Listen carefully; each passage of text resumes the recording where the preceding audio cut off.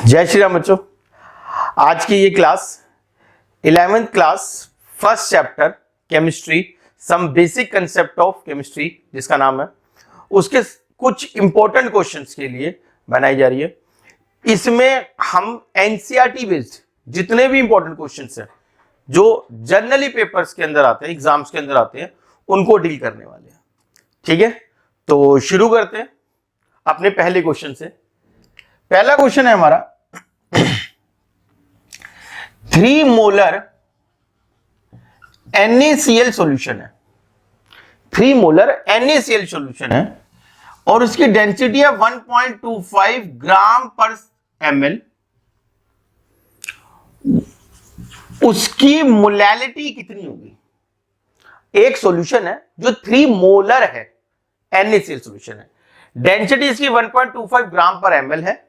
इसकी मोलैलिटी कितनी होगी? ये एनसीईआरटी का पहले चैप्टर का इन टेक्स्ट सोल्ड एग्जांपल है, बहुत इंपॉर्टेंट है और इंपॉर्टेंट होना भी चाहिए क्योंकि इसमें एक चीज है, इसमें एक कंसेप्ट आता है कि आप मोलैरिटी को मोलैलिटी में कैसे चेंज कर सकते हैं। और मैं तो ये कहना चाहूंगा भैया, इस तरीके को, ये जो पैटर्न मैं फॉलो करने वाला हूं, इस पैटर्न को तुम मेमोराइज कर लो कि आज के बाद जब भी मोलैरिटी को मोलैलिटी में चेंज करना हो तो मुझे सेम पैटर्न फॉलो करना है। इवन जेई में, नीट में क्वेश्चन आ चुका है ये, और एक बार क्वेश्चन तो ये भी आया था एंट्रेंस में ही कि अगर मोलैरिटी दे रखी है और मुझे मोलैलिटी में चेंज करना है तो किस चीज की और रिक्वायरमेंट है? तो साफ सीधा आंसर है, मुझे डेंसिटी और चाहिए। ठीक है जी। अब यहां पर मैं कुछ बेसिक चीजें इस्तेमाल करने वाला हूं, तुम जरा ध्यान दो। हमें निकालनी है मोलैलिटी। मैं हमेशा क्वेश्चन ऐसे ही करता हूं, मैं तुम्हें भी यही सीख दूंगा कि ऐसे ही क्वेश्चन करने की कोशिश करो कि भैया मोलैलिटी निकालनी है, न्यूमेरिकल कोई भी हो, तरीके सेम रखो कि मुझे मोलैलिटी निकालनी है। तो मुझे मोलैलिटी निकाल फॉर्मूला पता है, number of mole of solute in W1 in kg। हम सबको पता है N2 stand for solute and 1 stand for solvent. तो number of mole of solute dissolved in per kg of solvent only. ठीक है, तो मुझे ये चाहिए। ठीक है जी। मुझे दे क्या रखा है? मुझे दे रखा है 3 मोलर। मुझे दे क्या रखा है? डेंसिटी दे रखी है। तो भाई मैं तो एक ही बात कहना चाहता हूं, मुझे तो न्यूमेरिकल करना आता ही नहीं, मैं न्यूमेरिकल करना जानता ही नहीं। मैंने एक तरीका पकड़ रखा है, जो चीजें दे रखी हैं उसका फॉर्मूला लगा दो, जो चीज निकालनी है वो आ जाएगा। अब 3 मोलर सोचो कब आ सकता है? जब 3 मोल 1 लीटर ऑफ सॉल्यूशन में हो तब 3 मोलर आंसर आया होगा। भाई सिंपल सी बात है। 3 मोलर कब आ सकता है? जब 3 मोल 1 लीटर सॉल्यूशन में, तो 3 मोलर आंसर आया होगा ना। इससे क्या पता लग गया? इससे मुझे एक बात पता लगी कि 3 मोल NaCl है। Number of mole of solute तो पता लग गया। अब मुझे क्या निकालना है? W1 निकालना है kg में, तो बाकी आंसर आएगा। ठीक है जी। अब डेंसिटी क्या है? डेंसिटी है 1.25 ग्राम पर ml। अब डेंसिटी होती क्या है? डेंसिटी होती है mass upon volume.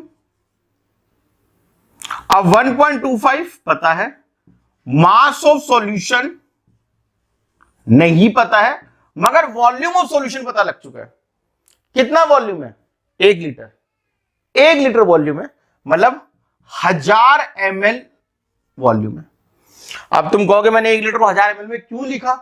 Density ml में दे रखी थी इसलिए लिखा। इससे मेरे को एक बात पता लग गई, क्या? कि मास ऑफ सॉल्यूशन 1250 ग्राम है इन दोनों को इंटू करके। और जैसे ही मैंने इन दोनों को इंटू करा, मास ऑफ सॉल्यूशन 1250 ग्राम आ गया। अब तुम्हारे मन में एक चीज आई होगी, चलो इसको यहां रख देते हैं, आंसर आ जाएगा। नहीं आएगा। ये मास ऑफ सॉल्यूशन है और यहां क्या रखना है? मास ऑफ सॉल्वेंट रखना है। तो तुम्हें एक बात याद रखनी है कि मास ऑफ सॉल्यूशन सॉल्वेंट के मास और सॉल्यूट के मास के बराबर होता है।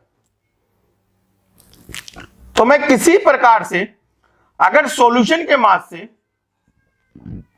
सॉल्यूट का मास माइनस कर दूं तो सॉल्वेंट का मास आएगा, और वो मैं इसको यहां रख के आंसर निकाल दूंगा।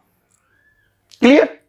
अब भाई सोल्यूट का मास क्या है ये तो मुझे नहीं पता, पता है, ध्यान दो, मैंने कहा था कि जो जो चीजें दे रखी है उनको यूज करो।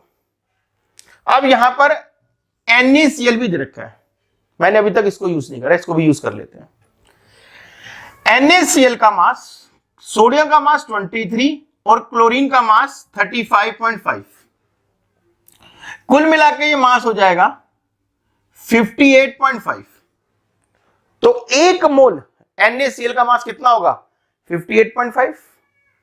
तो यहां पर कितने मोल है? यहां तो 3 मोल है ना, तो 1250 minus 3 into 58.5 is equal to W1। समझ में आया मैंने क्या करा? मैंने सिंपल से एक चीज करी, क्या? एक मोल का मास NaCl, इनटू में कितने नंबर ऑफ मोल्स है, इनको इनटू करा तो टोटल नंबर ऑफ सॉल्यूट आ गया, मास ऑफ सॉल्यूट आ गया। अब जो W1 आएगा मैं उसको यहां रख दूंगा, तो 3 मोल ऑफ NaCl है, जो भी यहां से आएगा उसको मैं यहां रख दूंगा, जो भी वैल्यू आएगी उसको मैं यहां रख दूंगा। मगर एक बात ध्यान रखना, क्या? यहां जो वैल्यू आएगी वो ग्राम में आएगी, हमें क्या निकालना है? W1 इन kg निकालना है, उसे किलोग्राम में चेंज करके यहां रखना। तो जहां तक मुझे याद है इसका आंसर 2.79 मोलल आ जाता है। अब ये याद का मतलब क्या है समझ लो, 2 बातें। पहली बात बहुत ज्यादा प्रैक्टिस, दूसरी बात दिमाग का प्रयोग। बहुत ज्यादा प्रैक्टिस करने पर 20 साल से मैं क्वेश्चन करा रहा हूं ये, तो मुझे पता है भैया इसका आंसर ऐसा कुछ आता है 2.8 2.7। और दिमाग का प्रयोग मैंने क्या बताया? दिमाग का प्रयोग बिल्कुल सिंपल सा बताया, क्या बताया सुन लो, बड़ी मेन चीज है। मोलैरिटी और मोलैलिटी, वंस मोर, मोलैरिटी और मोलैलिटी में हमेशा मोलैरिटी ज्यादा ही होती है। Molality for a given solution, एक सॉल्यूशन की तो मोलैरिटी भी निकालो, उसी सॉल्यूशन की तो मोलैलिटी भी निकालो, तो मोलैलिटी हमेशा कम आती है। कितनी कम आती है? 5-10% कम आती है। तो ये उनके लिए बहुत अच्छा है जो जेई की तैयारी कर रहे हैं, जो नीट की तैयारी कर रहे हैं। 4 ऑप्शंस होंगे, मोलैरिटी देखिए, मोलैलिटी पूछेगी तो तुम्हें वो ऑप्शंस पकड़ने जिनका आंसर मोलैरिटी से कम है। मान लो ऑप्शन दे रखे 3, 3.5, तो ऑब्वियसली 3 और 3.5 तो आंसर होगा नहीं, क्योंकि मोलैरिटी 3 है तो उसके बराबर या उसके बड़ा आंसर होगा नहीं, कम वाला आंसर होगा। अब कम में भी कितना भाई? 5-10% वाला। कम तो 1.2 1.3 भी हो सकता है, 3 से कम, वो नहीं लेना, वही जो 5-10% कम हो। ठीक है जी, तो ये हमारा एनसीईआरटी का पहला क्वेश्चन था जो मैंने तुम्हारे साथ डील करा है फर्स्ट चैप्टर 11 का। और इस क्वेश्चन को एज अ थ्योरम याद कर लो, क्योंकि बहुत बारी मोलैरिटी देके मोलैलिटी बोलते हैं। ठीक है, हम अगला नेक्स्ट क्वेश्चन कर रहे हैं अब। तो बच्चों अगला क्वेश्चन मैं डिस्कस कर रहा हूं, ये एनसीईआरटी के बैक क्वेश्चंस हैं, अनसोल्ड जिसे हम कहते हैं, बैक क्वेश्चन अनसोल्ड। तो ध्यान से सुनते रहो, ये एनसीईआरटी का आखिरी क्वेश्चन है, क्वेश्चन नंबर 36। क्वेश्चन कह रहे हैं 4 मोल HCl MnO2 से मिलकर 2 H2O MnCl2 और Cl2 बना रहा है। ये इक्वेशन दी हुई है, गिवन है इक्वेशन। ठीक है, क्वेश्चन क्या है? 4 मोल HCl MnO2 से मिलकर 2 मोल H2O MnCl2 और Cl2 बना रहा है, गिवन। अब क्या कहा जा रहा है? अब कह रहे हैं how many gram of HCl react with 5 gram of MnO2। तो देखो सिंपल क्वेश्चन है स्टोइचियोमेट्री का, मगर ये सिंपल क्वेश्चन ही भयावह हो सकता है अगर तुम्हें मैग्नीज का एटॉमिक मास ना बताओ। और क्योंकि ये एनसीईआरटी का क्वेश्चन है, इसलिए बहुत कम चांस है कि तुम्हारे स्कूल में ये क्वेश्चन में एटॉमिक मास गिवन दिया जाए। ठीक, तो कम चांस है। अब मुझे याद है क्वेश्चन कर करके कि इसका एटॉमिक मास 55 होता है, ऑक्सीजन का 16 होता है, सबको पता ही है। तो MnO2 का मास 87 आएगा। हाइड्रोजन का 1 होता है, क्लोरीन का 35.5 होता है, तो इसका मास 36.5 आएगा। तो ये मुझे पता है, तुम्हें प्रैक्टिस कर करके याद कर लेना है। ठीक है, और उसके बाद तो स्टोइचियोमेट्री सिंपल सी, ये लो 87 ग्राम ऑफ MnO2 कितने से रिएक्ट करता है? 4 इंटू 36.5 ग्राम ऑफ HCl से। अब ये मत सोचना मुझे 36.5 को 4 से इंटू करना नहीं आता, आता है भाई, लेकिन मैं बेवकूफ नहीं हूं कि पहले इंटू करूं, पहले मल्टीप्लाई करूं, शायद उसमें कुछ गलती हो जाए, फिर डिवाइड करूं, फिर उसमें कुछ गलती, वो कंटिन्यू हो जाए। तुम बेवकूफ थोड़ा, जो मुझे पता है बाद में काटना ही है, तो मैं क्यों मल्टीप्लाई करूंगा इसको। तो 1 ग्राम MnO2 87 gram MnO2 4 into 36 gram of HCl से रिएक्ट करता है। कैसे? यहां से पता लग गया भाई, 1 मोल इतने से रिएक्ट कर रहा है, 1 मोल मतलब 87, और ये अपने ये लिख लिया। तो 1 ग्राम ऑफ MnO2 कितने से रिएक्ट करेगा? 4 इंटू 36.5 अपॉन में 87 से, इतने ग्राम ऑफ HCl से रिएक्ट करेगा। तो 5 ग्राम कितने से रिएक्ट करेगा? लो जी, आंसर आ गया आपका 4 इंटू 36.5 87 इंटू 5 ग्राम से। इसे सॉल्व कर लो, आ गया आंसर। ठीक है जी। आखिरी solve unsolved example, NCERT chemistry 11th class chapter 1। अगला करते हैं, अगले न्यूमेरिकल की तरफ चलते हैं बच्चों। ध्यान दो, ये भी एनसीईआरटी का बैक न्यूमेरिकल है, और जैसे अभी हमने 36 न्यूमेरिकल करा, ये 35th न्यूमेरिकल है एनसीईआरटी बैक का। 35th क्वेश्चन, रिएक्शन दे रखी है, कह रहे कैल्शियम कार्बोनेट 2 HCl से मिलकर CaCl2 H2O और CO2 देता है। ये रिएक्शन लिखी हुई है, ठीक है, बैलेंस करके रिएक्शन दे रखी है। कह रहे what mass of calcium carbonate, calcium carbonate का कितना ग्राम, मास मतलब वही ग्राम, रिएक्ट करेगा 25 ml of 0.75 molar HCl। Question समझने की कोशिश करो। कह रहे कैल्शियम कार्बोनेट का कितना मास रिएक्ट करेगा अगर HCl के 25 ml 0.75 मोलर HCl लूं तो भाई एक बात को ध्यान से सुन लो, क्वेश्चन तो ये स्ट्रेट फॉरवर्ड स्टोइचियोमेट्री का ही है, क्वेश्चन तो स्ट्रेट फॉरवर्ड स्टोइचियोमेट्री का, मगर स्टोइचियोमेट्री में एक बात ध्यान रखना, कभी भी स्टोइचियोमेट्री ml पे, वॉल्यूम पे और मोलैरिटी कंसेंट्रेशन पे मत लगा देना, गलत हो जाएगा। तुम क्या करो, इसको नंबर ऑफ मोल्स में चेंज कर लो। सबसे सिंपल तरीका बता रहा हूं मैं, इसको नंबर ऑफ मोल्स में चेंज कर लो, और फिर नंबर ऑफ मोल्स में या ग्राम में चेंज करने के बाद आराम से क्वेश्चन चलेगा। इन शॉर्ट ये 2 क्वेश्चन का समावेश है। सबसे पहले तुम इसको मान लो 2 क्वेश्चन है ये। हमें पता है मोलैरिटी होती है नंबर ऑफ मोल पर वॉल्यूम, अब मोलैरिटी दे रखी है 0.75, नंबर ऑफ मोल पता नहीं, वॉल्यूम दे रखा है 25 ml, तो मैं नंबर ऑफ मोल निकाल सकता हूं 0.75 इंटू 25, और क्योंकि ml था तो मैं ले गया इसको 1000 से, मैंने डिवाइड मार दिया, तो ये अपना किस में चेंज हो गया, मोल्स में चेंज हो गया। भाई ml है ना, हमें तो लीटर चाहिए होता, तो बात वही थी, या तो मैं ऊपर कर देता, ऊपर 1000 कर देता, या मैं नीचे ले गया 1000। तो भैया ये मेरे नंबर ऑफ मोल्स निकल गए, तो मोलैरिटी मेरे पास आ चुकी, मोलैरिटी से वॉल्यूम से नंबर ऑफ मोल्स पास आ चुके हैं। अब ये नॉर्मल स्टोइचियोमेट्री का क्वेश्चन बन चुका है। कैसे? ध्यान से यहां देखो, 2 mole of HCl 100 gram of calcium carbonate से रिएक्ट करते हैं। अब तुम्हें ये लग रहा है ये 100 ग्राम कहां से आ गया, तो ये भी सुन लो, ये 100 ग्राम कहां से है। मुझे पूर्व ज्ञान है, कैल्शियम का मास 40 होता है, कार्बन का मास 12 होता है, ऑक्सीजन का मास 16 होता है, तो 40 प्लस 12 प्लस 16 3 48, ऐड करोगे तो 100 आएगा एग्जैक्ट। थोड़े बहुत कंपाउंड, ये कॉमन कंपाउंड्स के मोलर मास इतने न्यूमेरिकल कर लो कि याद हो जाए। तो 2 मोल HCl है, 100 ग्राम कैल्शियम कार्बोनेट से रिएक्ट करता है, तो ऑब्वियस सी बात है 1 मोल ऑफ HCl 50 ग्राम से रिएक्ट करेगा, and rest is the history, तुम्हें पता ही है।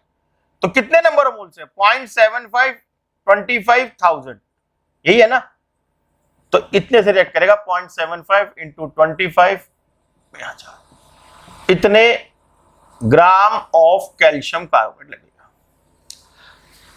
मोरल ऑफ द स्टोरी किस चीज के लिए न्यूमेरिकल है? न्यूमेरिकल बड़ी छोटी चीज के लिए तुम्हें बताना चाहते हैं कि भैया स्टोइचियोमेट्री कभी भी वॉल्यूम पर या मोलैरिटी पर ना लगाओ।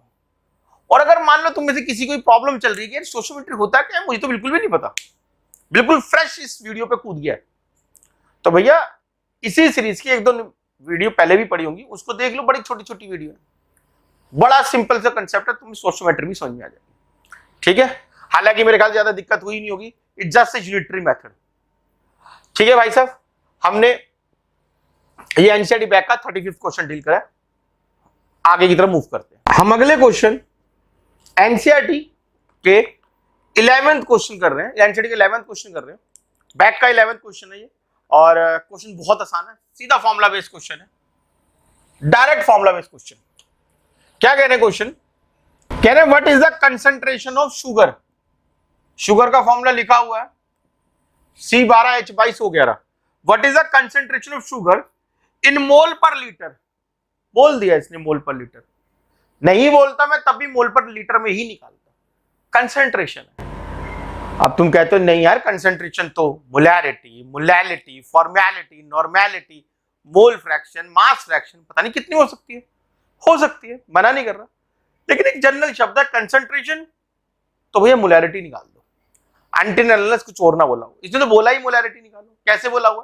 कहता है मोल पर लीटर निकालो जी, तो मोल पर लीटर तो होती मोलैरिटी है, तो इन शॉर्ट ये मुझसे मोलैरिटी निकालने को बोल रहा है। हम सबको पता है मोलैरिटी को कैपिटल एम से रिप्रेजेंट करते हैं, तो what is the concentration of sugar in mole per litre if it's 20 ग्राम, तो जहां तक मेरी इंग्लिश है थोड़ी ठीक ठाक सी है, तो ये 20 ग्राम शुगर का मास बोल रहे हैं, तो ये सॉल्यूट का मास बोल रहे हैं, सॉल्यूट को हम 2 से रिप्रेजेंट करते हैं, तो W2 है ये, was dissolved enough to water to make a final solution 2 litre, तो वॉल्यूम ऑफ सॉल्यूशन भी दे दिया इसने, सॉल्यूशन का वॉल्यूम भी दे दिया इसने। अब मेरे पास मोलैरिटी का फॉर्मूला क्या है? Number of moles, volume of solution in litre, volume of solution 2 दे ही रखा है।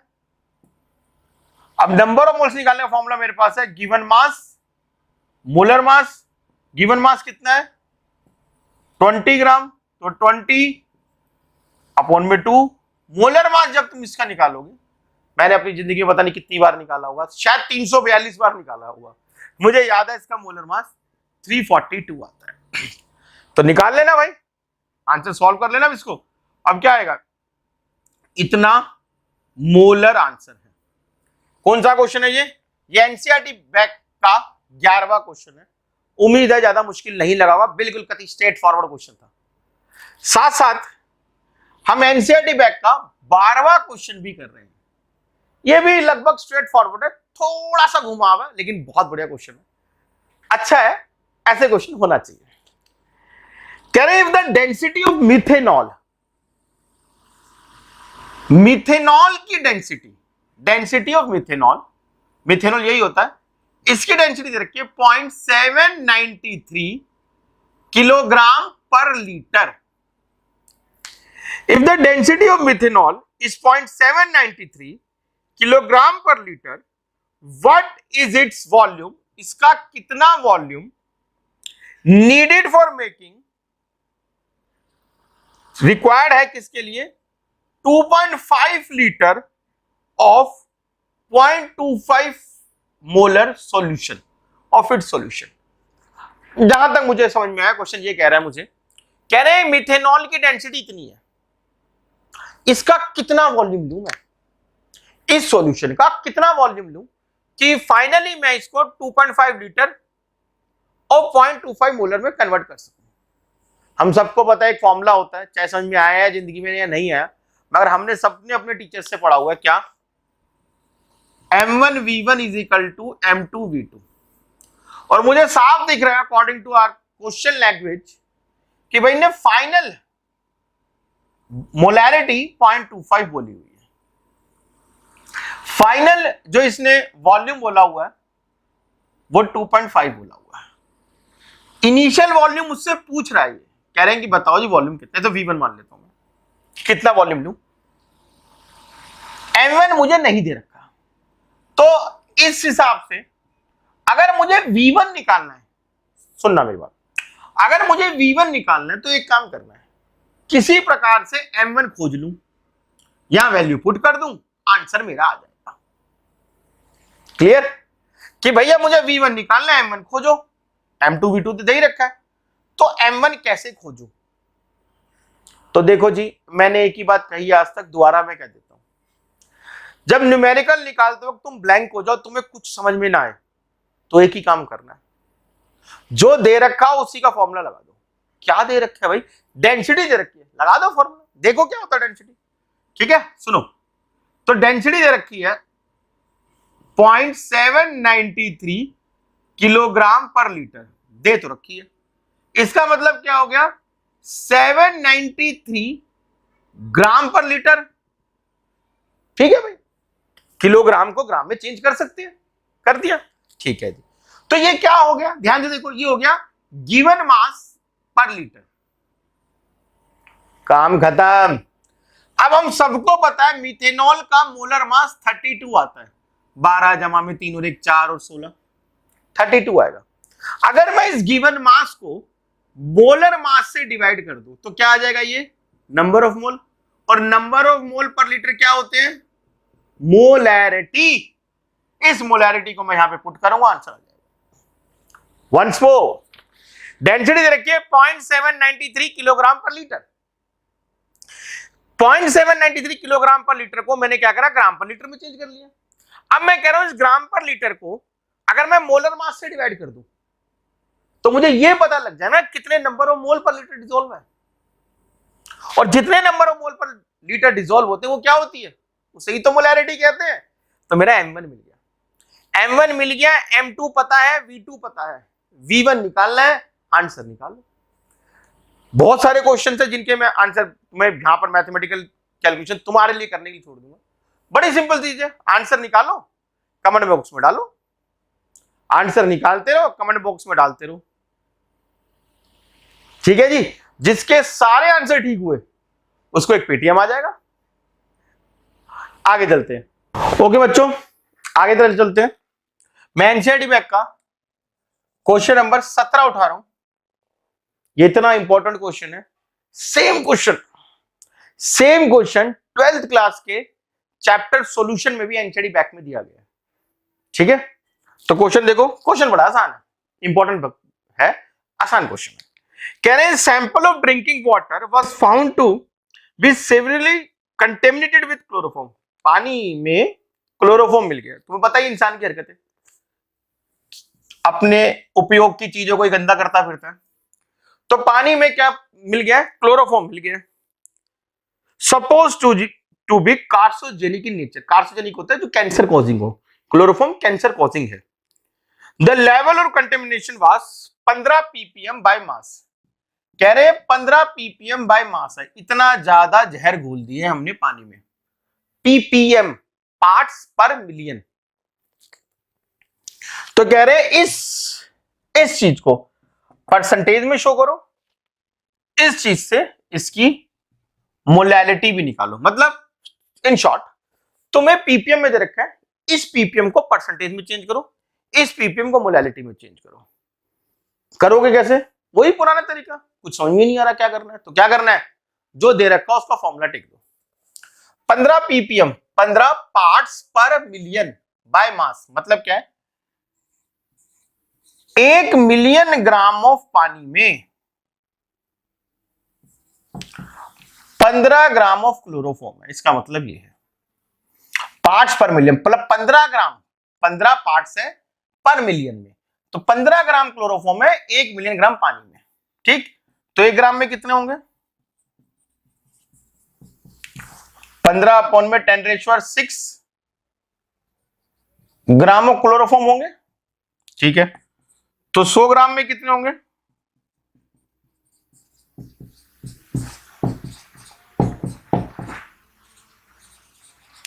इतने ग्राम ऑफ क्लोरोफॉर्म होंगे, यही आंसर है। क्यों? 100 में जो निकलता है वो क्या होता है? वो परसेंटेज होती है। निकल गया 100 ग्राम पानी में इतने ग्राम है क्लोरोफॉर्म, परसेंटेज आ गई, पहला आंसर आ गया। सिंपल, बस ये लाइन समझ में आ गया। अगला आप सुनो, मोलैलिटी। ठीक है, फिर से शुरू करते हैं। इतने ग्राम ऑफ पानी में इतने ग्राम ऑफ क्लोरोफॉर्म है, यही लिखा गया मुझे। तो 1 ग्राम में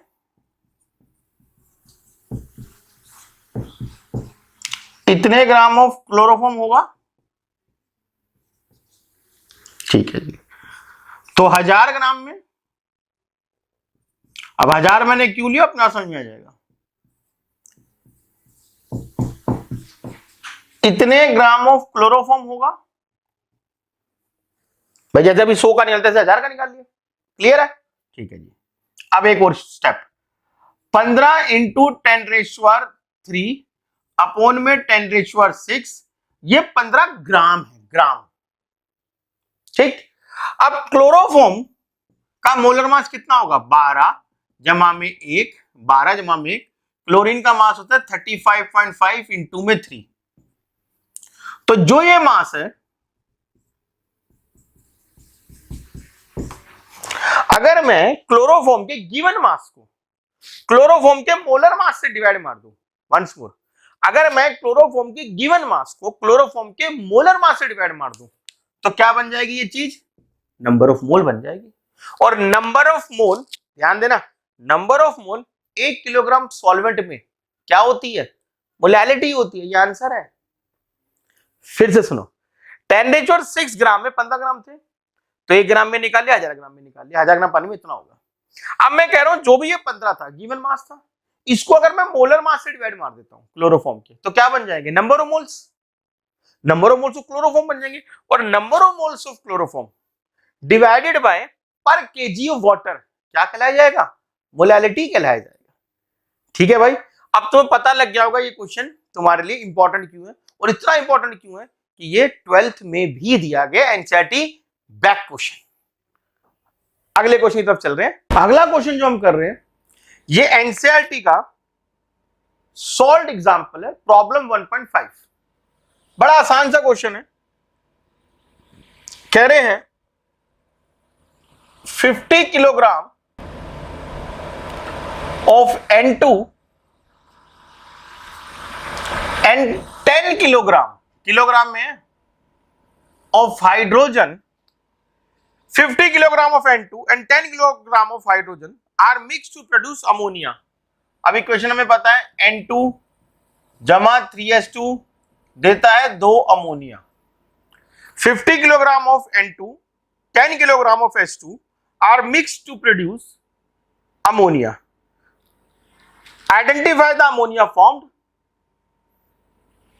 calculate the ammonia form and identify the limiting reagent. कह रहे बताओ जी अमोनिया कितना बनेगा और इस चीज में लिमिटिंग रिएजेंट क्या है। अब इन्हें तो पहले ही बोल दिया लिमिटिंग रिएजेंट का क्वेश्चन है, खुद ही बता रहा है। ना भी बताता तो भी हमें पता लग जाता है। क्यों? ध्यान से देखो, इसमें बोला गया है कि अगर ये 50 किलो मिले और ये 10 किलो मिले तो ये अमोनिया कितना बनेगा, हम सबको पता है। जब भी दोनों रिएक्टेंट का मास देके पूछा जाए प्रोडक्ट कितना बनेगा, वो लिमिटिंग का क्वेश्चन होता है। इसने तो वैसे ही बता ही दिया, ना भी बताता तो भी सुन लो। मान लो क्वेश्चन इतना ही होता है कि अमोनिया कितना बनेगा, तो भी फिर भी सुन लो। हमने क्या बोला, फिर से सुनो एक बार ध्यान से। अगर दोनों रिएक्टेंट का मास देकर पूछा जाए कि बताओ अमोनिया कितना बनेगा, प्रोडक्ट कितना बनेगा, तो लिमिटिंग का क्वेश्चन होता है। अब हम क्या करने वाले हैं, हम एक सिंपल सा तरीका अपनाने वाले। बड़ा सिंपल तरीका है हमारा ये, बहुत ही सिंपल तरीका।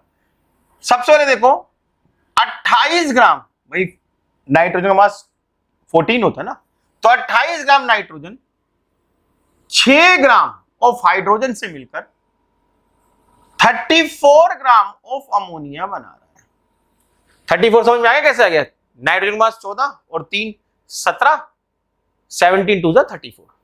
ठीक है जी, तो हम शुरू हो जाते हैं। 28 ग्राम ऑफ N2 से 34 ग्राम ऑफ अमोनिया बनता है। तो 1 ग्राम ऑफ N2 से 34 अपॉन में 28 बनेगा, इतने ग्राम अमोनिया बनेगा। तो 50,000 ग्राम था भाई, 50 किलोग्राम था ना, तो ये तो ग्राम में चल रहा है। इतने ग्राम ऑफ N2 से 34, 28, इतने ग्राम ऑफ अमोनिया बनेगा। मेरा हाफ क्वेश्चन हो गया। ठीक, अब यहां से शुरू हो जाओ। 6 ग्राम ऑफ हाइड्रोजन से 34 ग्राम ऑफ अमोनिया बनता है। मतलब एक बार मैंने ऐसे करा क्वेश्चन, एक बार अब ऐसे कर रहा हूं। एक बार हमने वो सोचा कि 28 ग्राम से इतना बनता है अमोनिया, तो 50 किलो से कितना बनेगा। अब एक बार हम कर रहे हैं कि अगर 6 ग्राम से इतना बनता है तो 1 ग्राम हाइड्रोजन से कितना बनेगा, इतना बनेगा। क्लियर। तो 10,000 ग्राम, पता लग गया 10,000 ग्राम, 10 किलोग्राम था ना, से इतना बनेगा, इतने ग्राम ऑफ अमोनिया बनेगा। अब तुम्हें पता हम क्या करेंगे, हम दोनों आंसर निकालेंगे, ये वाला भी आंसर निकालेंगे, ये वाला भी आंसर निकालेंगे, मगर हमारा आंसर कौन सा होगा, अमोनिया कितना बना। तो अब तुम्हें भैया बता रखा है, जब लिमिटिंग का क्वेश्चन होता है तो 2 बार स्टोइचियोमेट्री लगाते हैं। अब जो भी आंसर कम आएगा, कम, वो ये आंसर है। मतलब तुम पहले इसको सोल्व कर लो, ये आंसर आया, इसको सोल्व करो, ये आंसर आया। दोनों को सोल्व करने के बाद जो आंसर कम आया उतना ही अमोनिया बनेगा। एक बात। दूसरी बात, मान लो, सिर्फ मान लो, मुझे नहीं पता क्या करना है, तुम्हें अपने आप करके मुझे दिखाना है। मान लो अब हाइड्रोजन से आंसर कम आ जाता है, तो hydrogen is the limiting agent. मान लो नाइट्रोजन से आंसर कम आ जाता है, तो nitrogen is the limiting agent. Once more, जब भी दोनों का मास देके पूछा जाए प्रोडक्ट कितना बनेगा, तो वो लिमिटिंग का क्वेश्चन है। ठीक, 2 बारी करो, जो कम आ गया वो ही आंसर है, जो कम आया वो ही आंसर है। ठीक है, मैं तुम्हारे लिए इसका एक क्वेश्चन और करा रहा हूं, एनसीईआरटी का ही, ध्यान दो। लिमिटिंग का क्वेश्चन है भाई, अगला लिमिटिंग एजेंट का क्वेश्चन है अगला, हमारी एनसीईआरटी बैक का 23rd क्वेश्चन, एनसीईआरटी बैक का 23rd क्वेश्चन करा रहा हूं मैं। कह रहे हैं A प्लस B2 देता है AB2। ठीक, अब इस क्वेश्चन के 5 पार्ट दे रखे हैं, रिएक्शन मुझे दे रखी है। A प्लस B2 देता है AB2। Identify the limiting reagent. Limiting agent बताओ, आइडेंटिफाई इफ एनी, अगर कोई है तो, जरूरी नहीं है कोई लिमिटिंग एजेंट हो, क्या पता दोनों पूरे पूरे पड़ जाए, जरूरी नहीं है कि कोई चीज खत्म हो जाए। कह रहे अगर कुछ खत्म हो जाए तो बताओ इन द फॉलोइंग मिक्सचर। तो पहला मिक्सचर क्या लिया बंदे ने, कह रहे 300 एटम ऑफ ए और 200 मॉलिक्यूल्स ऑफ बी। अब साफ दिख रहा है, देखो फिर से एक बार बात सुनते, दोनों का मास देके, दोनों की क्वांटिटी देके पूछा जा रहा है, भैया बताओ कोई लिमिटिंग तो नहीं है, प्रोडक्ट कितना बनेगा। तो भैया ये तो लिमिटिंग का क्वेश्चन तो है ही है, सिंपल सी बात यही है कि लिमिटिंग का तो स्ट्रेट फॉरवर्ड क्वेश्चन हो गया। अब करना क्या है, करना बिल्कुल सिंपल है, 1 से 1 मिलकर 1 बन रहा है, मगर इसमें क्वेश्चन में क्या बना रखा है, 300 से 200 मिला दिए, तो कम कौन पड़ेगा, बी पड़ेगा कम, तो बी इज द लिमिटिंग, क्योंकि 1 से 1 मिलना चाहिए, तो 300 से 300 मिलने चाहिए थे, मगर यहां तो 200 ही है, तो बी तो कम पड़ जाएगा, तो बी इज द लिमिटिंग। अगला क्वेश्चन, अगला पार्ट सुनो तो और समझ में आएगा। कह रहे 2 mole of A 3 mole of B से मिला दिए, 2 mole of A 3 mole of B से मिला दिया। अब देखो 1 मोल से 1 मोल मिलना चाहिए था, तो 3 मोल से 3 मोल मिलने चाहिए थे, मगर 3 मोल किससे मिलाए, 2 मोल से, तो ये लिमिटिंग है, सिंपल। ठीक है, एक पार्ट और, कह रहे 100 एटम इसके और 100 मॉलिक्यूल इसके हैं। इसके 100 एटम है, भाई एटम में रखा है ना, और ये मॉलिक्यूल में रखा है, और इसके 100 मॉलिक्यूल है। बताओ कोई लिमिटिंग है तो एक से एक मिलना चाहिए, तो 100 से तो 100 ही मिलेंगे, तो लिमिटिंग कोई नहीं है, दोनों बराबर बराबर, जितने चाहिए होने चाहिए उतने हैं।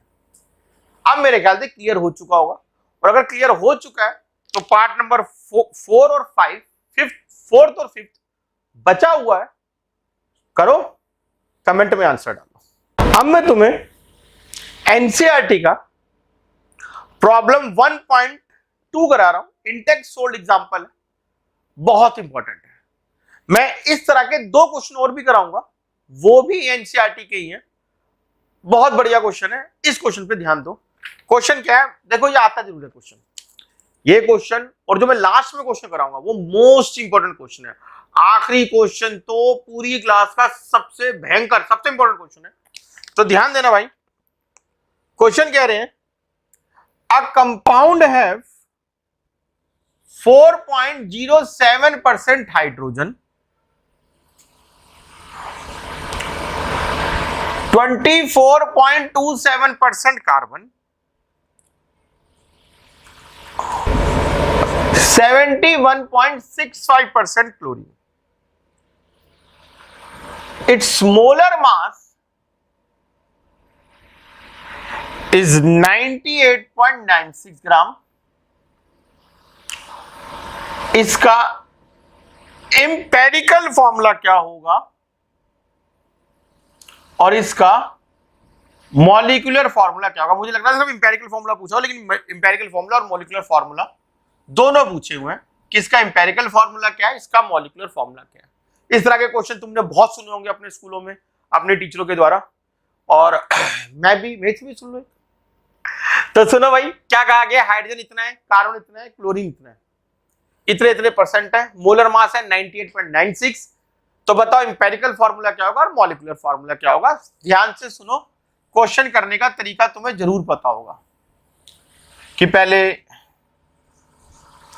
एलिमेंट लिखते हैं, उनकी परसेंटेज लिखते हैं, फिर उनका मोलर मास लिखते हैं।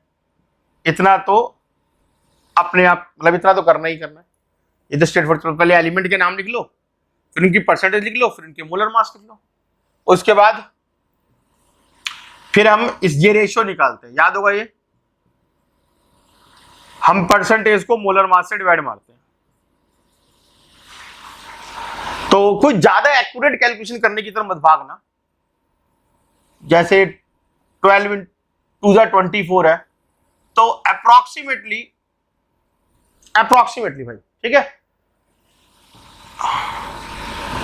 और ये भी मैं 2.035.52 = 65 हो 71 होगा ना, तो वही कर लेते थे ना, ठीक है जी। अब क्या करते थे नेक्स्ट स्टेप में, ये देखते थे इनमें से सबसे छोटा कौन है, तो 2.02 छोटा है, तो उससे रेशियो निकाल लेते, सबको डिवाइड कर दिया करते थे। शायद ये तरीका तुम्हें याद होगा, याद नहीं है तो कर लो, बेटर रहेगा। तो ये आ जाएगा 1, ये आ जाएगा 2, अप्रॉक्स में ईमानदारी दिखाई तो भैया पूरी जिंदगी इसी क्वेश्चन में निपटा दोगे तुम, आगे पेपर छूट जाएगा। अब यहां से हमें एक आइडिया मिल गया किस चीज का, जी कार्बन 1 है, कार्बन 1 है, ठीक, हाइड्रोजन 2 है और क्लोरीन 1 है। क्या आ गया ये आ गया इंपेरिकल फॉर्मूला। तो तुम्हें याद होगा हमारे को इंपेरिकल फॉर्मूला बताने का, पढ़ाने का, निकालने का तरीका ये पढ़ाया गया। उसके बाद हमें निकालना है मॉलिक्यूलर फॉर्मूला। अब मॉलिक्यूलर फॉर्मूला क्या होता है, molecular formula is equal to empirical formula into n। तो मुझे इंपेरिकल फॉर्मूला को n से इंटू मारना है, मगर मुझे n नहीं पता, तो n निकालने का फॉर्मूला याद होगा, मोलर मास अपॉन में इंपेरिकल मास। मोलर मास दे रखा है कितना, 98.96, इंपेरिकल मास निकालते हैं, ये रहा, कार्बन 1 है मतलब 12, हाइड्रोजन 2 और क्लोरीन 35.5, तो यह आ गया 49.5, अप्रोक्सीमेटली 2 आ जाएगा। तो n की वैल्यू कितनी है, 2 है, C2H4Cl2, ये मॉलिक्यूलर फॉर्मूला है, C1H2Cl, ये इंपेरिकल फॉर्मूला है भाई। ये क्वेश्चन जो है बहुत ज्यादा इंपॉर्टेंट है, और जैसे इसलिए इंपॉर्टेंट नहीं है कि हमें कैलकुलेशन करनी है, ये बहुत इंपॉर्टेंट है। करना कैसे, पहले इंपेरिकल फॉर्मूला निकालो, फिर एन निकालो, फिर मॉलिक्यूलर फॉर्मूला निकालो। इस टाइप का एक क्वेश्चन जरूर आएगा तुम्हारे एग्जाम में। मैं जो अगले दो क्वेश्चन करा रहा हूं वो इससे थोड़े अपलिफ्ट है, मतलब अगला क्वेश्चन थोड़ा ऊपर है, और सबसे आखिरी क्वेश्चन तो सबसे बेहतरीन क्वेश्चन है। आगे चलते हैं बच्चों। अगला जो क्वेश्चन है ये तुम्हारी एनसीईआरटी का नहीं है, इस साल की एनसीईआरटी का नहीं है। ये पहले बहुत सुंदर क्वेश्चन हुआ करता था, मैं अपने आप को रोक नहीं पा रहा वो क्वेश्चन कराने से, मैं वो क्वेश्चन करा रहा हूं, और तुम्हें पता लग जाएगा मेरे क्वेश्चन ये क्यों करा है, हमने ऐसा क्वेश्चन क्यों डील करा।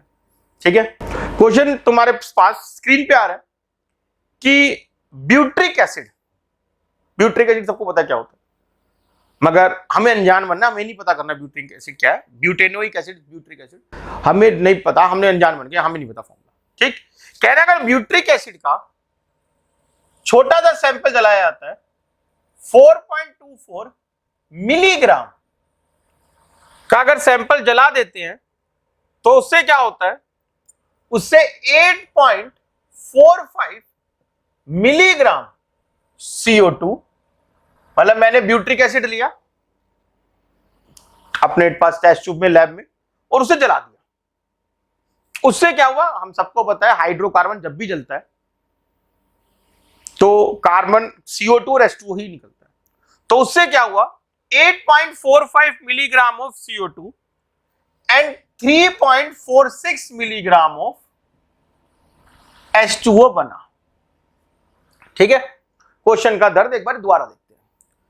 हमें बोला गया कि ब्यूट्रिक एसिड में कार्बन, हाइड्रोजन और ऑक्सीजन ही होता है, तीन चीजें ही होती हैं, और ब्यूट्रिक एसिड का थोड़ा सा सैंपल उठा के, कितना सैंपल, 4.24 इंटू 10⁻³ ग्राम, मतलब मिलीग्राम ब्यूट्रिक एसिड को अगर मैंने जलाया तो इतने मिलीग्राम CO2 और इतने मिलीग्राम H2O निकल गया। अगर ब्यूट्रिक एसिड का मोलर मास 88 है तो बताओ इसका मॉलिक्यूलर फॉर्मूला क्या होगा। बहुत बेहतरीन क्वेश्चन है। इतना तुम्हें समझ में आ गया होगा कि यार मॉलिक्यूलर फॉर्मूला पूछा हुआ है तो पहले इंपेरिकल फॉर्मूला निकालना है, पिछले क्वेश्चन उस काम हो जाएगा। और इंपेरिकल फॉर्मूले के लिए मुझे परसेंटेज चाहिए, ध्यान देना, इंपेरिकल फॉर्मूले के लिए मुझे परसेंटेज चाहिए।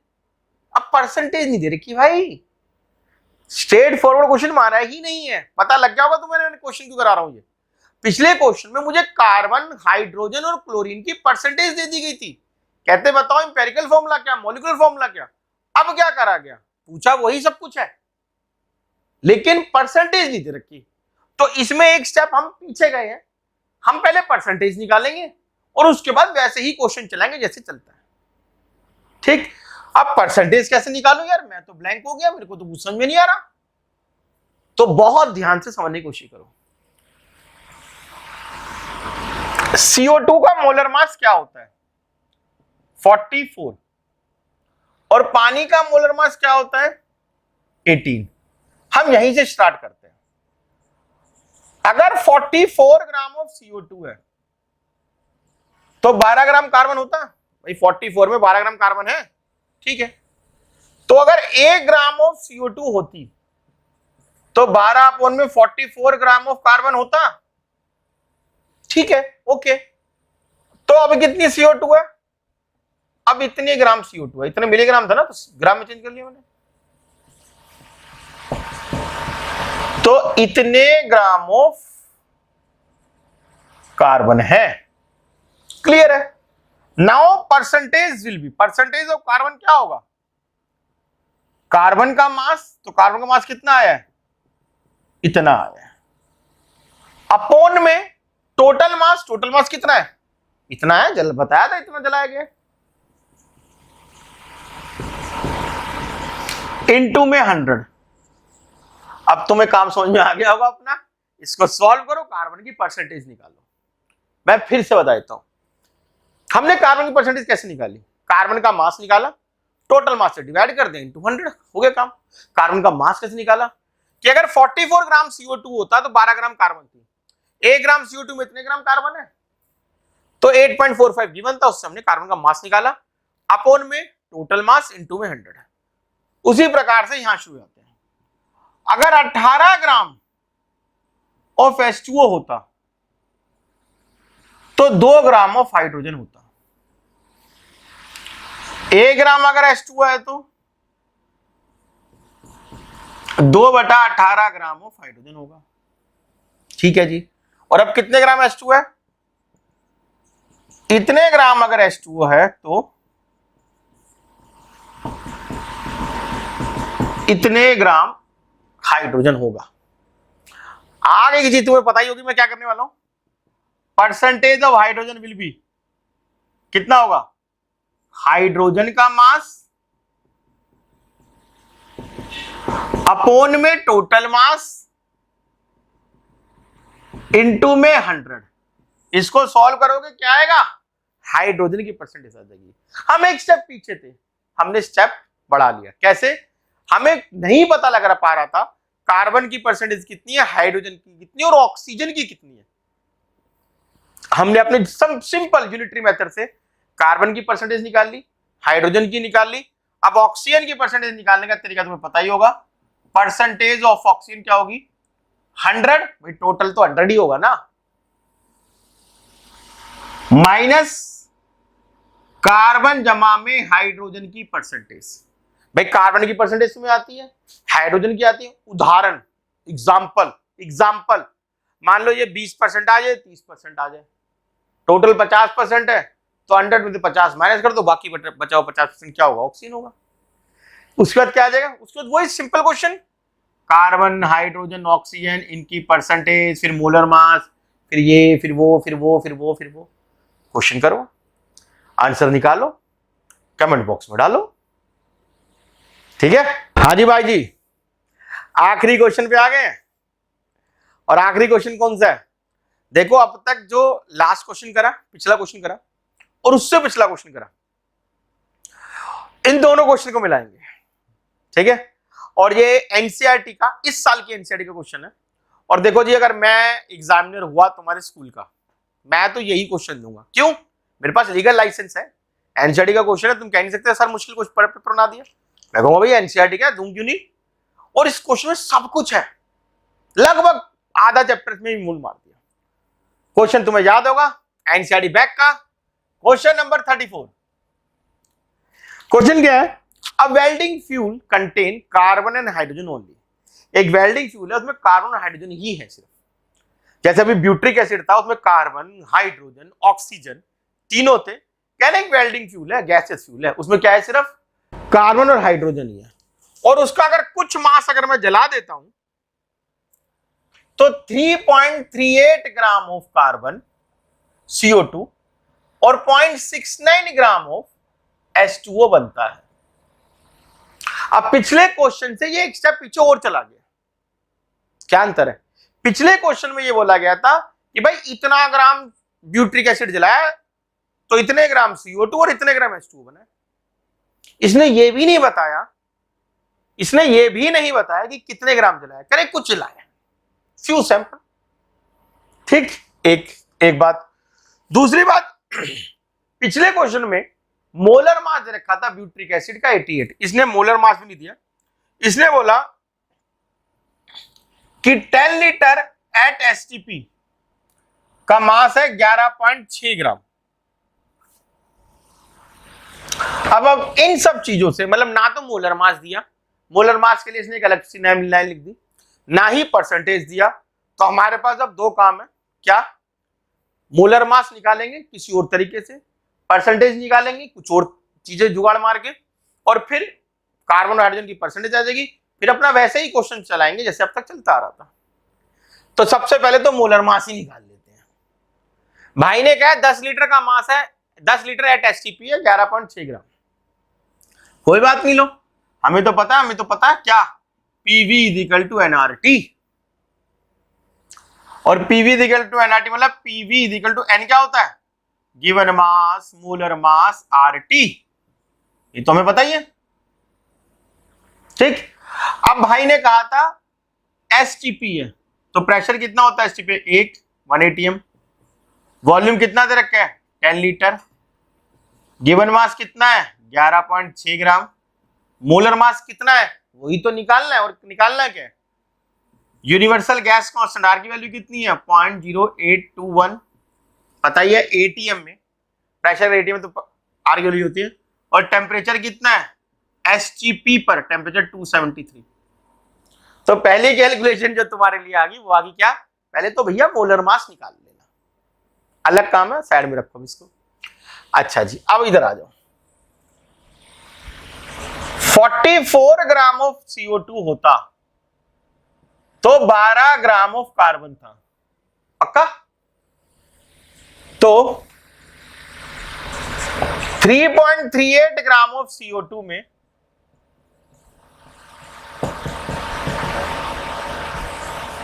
इतने ग्राम ऑफ कार्बन रहा होगा। Is that clear?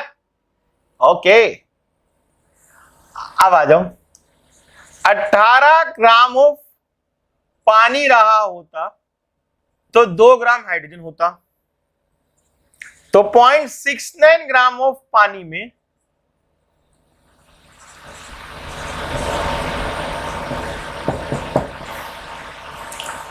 इतने ग्राम ऑफ हाइड्रोजन रहा होगा। अब परसेंटेज ऑफ कार्बन कैसे निकालूं? कार्बन का मास अपॉन में टोटल मास। टोटल मास तो दे नहीं रखा मगर निकाल लिया मैंने। कैसे? कार्बन का मास अपॉन में टोटल, कार्बन जमा हाइड्रोजन का मास इंटू 100। ध्यान देना, कार्बन का मास अपॉन में टोटल मास इंटू में 100 क्या आएगा? Percentage of carbon. उसी प्रकार से परसेंटेज ऑफ हाइड्रोजन कैसे निकालोगे? हाइड्रोजन का मास अपॉन में टोटल मास इंटू 100। ऐसे बेवकूफ ही होगे तुम, ये काम करोगे तो ये कर लेना 100 माइनस कार्बन की परसेंटेज, तब भी सेम आंसर आएगा। ठीक है, उसके बाद रेस्ट इज द मैथ्स। कैसे भाई? परसेंटेज पता लग गया तुम्हें, अब तुम चलाओगे वो इंपेरिकल फॉर्मूले वाला, वही तरीका, वही जो पीछे करा था। मोलर मास पता लग गया, इंपेरिकल फॉर्मूला, इंपेरिकल मास, उसके बाद n, पूरा क्वेश्चन फिर तुम्हें अपने आप करना है। मैंने तुम्हें हिंट दे दी और मैं कह रहा हूं, फिर से कह रहा हूं, सबसे इंपॉर्टेंट क्वेश्चन या तो सबसे पहला था या सबसे आखिरी है। बीच वाले क्वेश्चन भी बहुत इंपॉर्टेंट है, लेकिन अगर मुझे 1-2 क्वेश्चन दे रहा हूं पेपर में तो भैया मैं सबसे पहला और सबसे आखिरी क्वेश्चन बहुत इंपॉर्टेंट है। ओके बच्चों, इसी प्रकार की chapter wise questions, important questions, NCERT important question साथ मिलते रहेंगे। बाय।